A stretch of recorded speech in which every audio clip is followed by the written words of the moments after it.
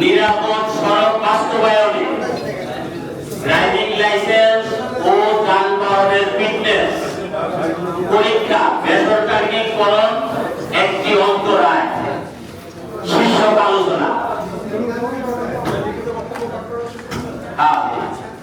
28 October 2025 দুপুর 2টা শফিকুল কবির মিলনায়তন reporters unity Segunbagicha Dhaka. আমাদের আজকে সভায় উপস্থিত থাকবেন জনাব শামসুল হক শিমুল বিশ্বাস, প্রধান সমন্বয়কারী বাংলাদেশ জাতীয়তাবাদী শ্রমিক দল। বিশেষ অতিথি উপস্থিত থাকবেন মোহাম্মদ সাইফুল আলম, সাধারণ সম্পাদক বাংলাদেশ সড়ক পরিবহন মালিক সমিতি।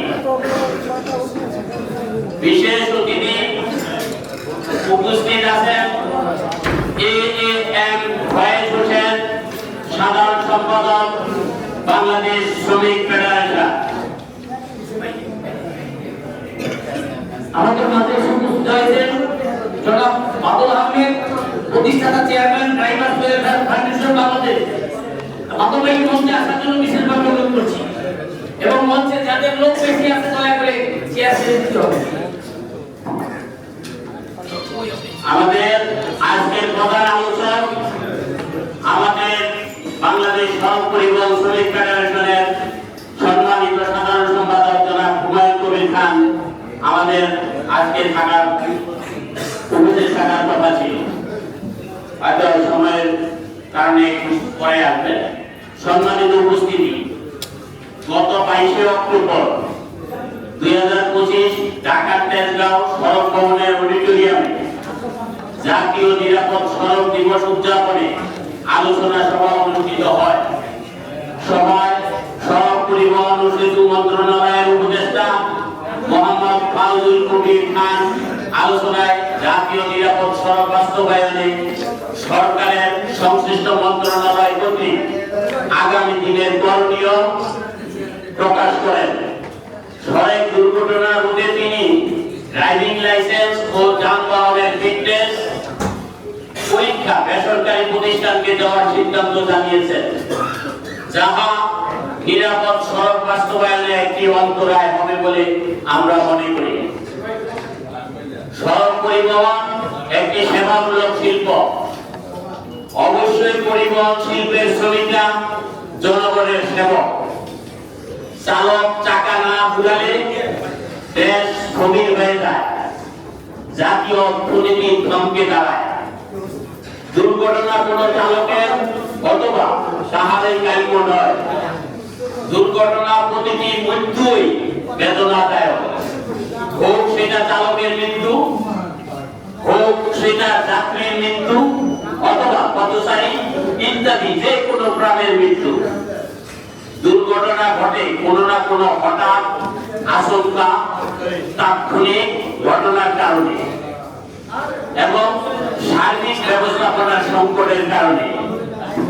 চালক, মালিক, যানবাহন যন্ত্র, যাত্রী, পথচারী, সড়ক নির্মাণকারী ব্যক্তি বা প্রতিষ্ঠান, বিআরটিএ, আইন শৃঙ্খলা বাহিনী এদের কার্যক্রমের দুর্বলতা, অসচেতনতা, অসাবধানতা ইত্যাদি সহ রাস্তার পাশে দোকান পাট, গাছ পালন, রাস্তার উপর ধান পাট, খড় কুটা শুকানো, গরু ছাগল কুকুর হাঁস মোরগ ইত্যাদি চলাচল করা ইত্যাদি শতাধিক কারণে দুর্ঘটনা ঘটে থাকে। জাতীয়ভাবে নিরাপদ সড়ক বাস্তবায়নে জাতীয়ভাবে নিরাপদ সড়ক বাস্তবায়নে মন্ত্রণালয়, বিআরটিএ, আইন শৃঙ্খলা রক্ষাকারী বাহিনী, চালক ও মালিক এদেরই প্রধান দায়িত্ব বর্তায়। তার মধ্যে চালকের যথাযথ প্রশিক্ষণ, মালিকের যানবাহনের ফিটনেস বিষয়টি গুরুত্বপূর্ণ। প্রিয় উপস্থিতি, নিচে আপনারা অবগত আছেন যে মোটরযান অধ্যাদেশ 1983 প্রণীত হয় এবং উহার সংশোধনী 1987 দ্বিতীয় অধ্যায় মোতাবেক গঠিত হয়। Bangladesh road transport authority BRTA এরপর জানুয়ারি 1988 সাল থেকে উক্ত বিআরটিএ এর কার্যক্রম শুরু হয়। প্রতিষ্ঠানটি সেবামূলক এবং একটি নিয়ন্ত্রক সংস্থা। শুরু থেকে বিআরটিএ এর লোকবল চাহিদার তুলনায় কম রয়েছে। একটি সূত্রে জানা যায় বর্তমানে বিআরটিএ এর লোকবল 931 জনের সিদ্ধান্ত থাকলেও কম বেশি 750 জনের মতো রয়েছে। এখনো 150 থেকে 180 দপ্তর খালি পড়ে রয়েছে। এরপরেও বিআরটিএ এর প্রতি মানুষের কিছুটা অভিযোগ থাকলেও সংস্থাটি যুগের চাহিদা মিটিয়ে যাচ্ছে।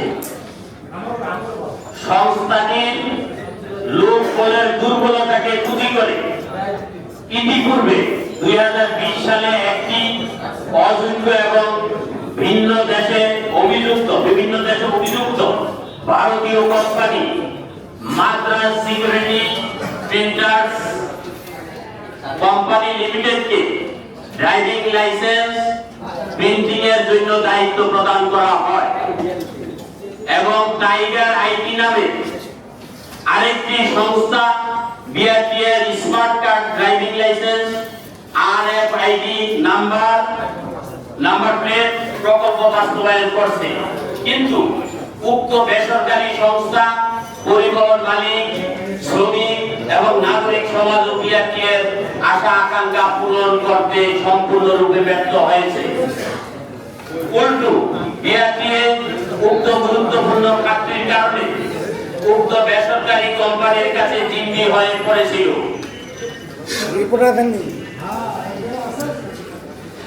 ইতিমধ্যে আশার আলো এই যে ঢাকা মেট্রো সার্কেল এক ডিজিটাল পদ্ধতিতে ফিটনেস প্রদানের কাজ করে যাচ্ছে। লোকবল বৃদ্ধি পেলে এই রূপে সারা দেশে ফিটনেস প্রদানের সমাধান দিতে পারবে।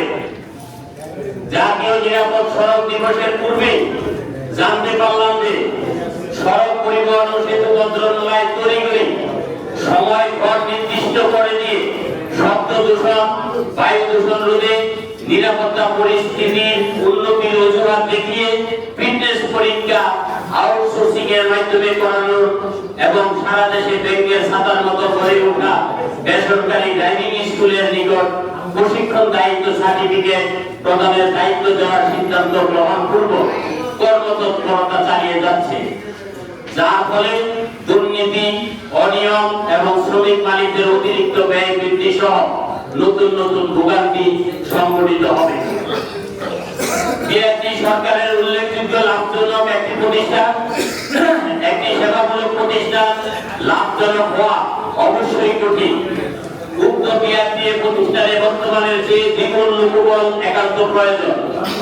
পাশাপাশি এই সংস্থায় 6টি মেট্রো সার্কেল, 64 জেলায় নিজস্ব অফিস ভবন, ভিআইসি স্থাপন, ড্রাইভিং ট্র্যাক, রেল, ড্রাইভিং লাইসেন্সের লিখিত পরীক্ষার জন্য আধুনিক সুযোগ সুবিধা সম্বলিত পরীক্ষার হলরুম, ড্রাইভারদের প্রশিক্ষণের জন্য প্রশিক্ষণ হলরুম, সার্কেল অফিসে সেবা দেওয়ার জন্য আগত সেবা গ্রহীতাদের বসার জন্য অপেক্ষাগার, অর্থাৎ নিয়মিতভাবে সড়ক নিরাপত্তা সভা, সেমিনার আয়োজন করার জন্য আধুনিক auditorium, seminar hall room, registration, fitness, মালিকানা পরিবর্তন ইত্যাদি কাজে আগত মোটরযানের পার্কিং করার জন্য উপযুক্ত পার্কিং এর জায়গার ব্যবস্থা ইত্যাদির জন্য কমপক্ষে 4 থেকে 5 একর জায়গা বিআরটি এর জন্য অধিগ্রহণ করার প্রয়োজনীয়তা রয়েছে।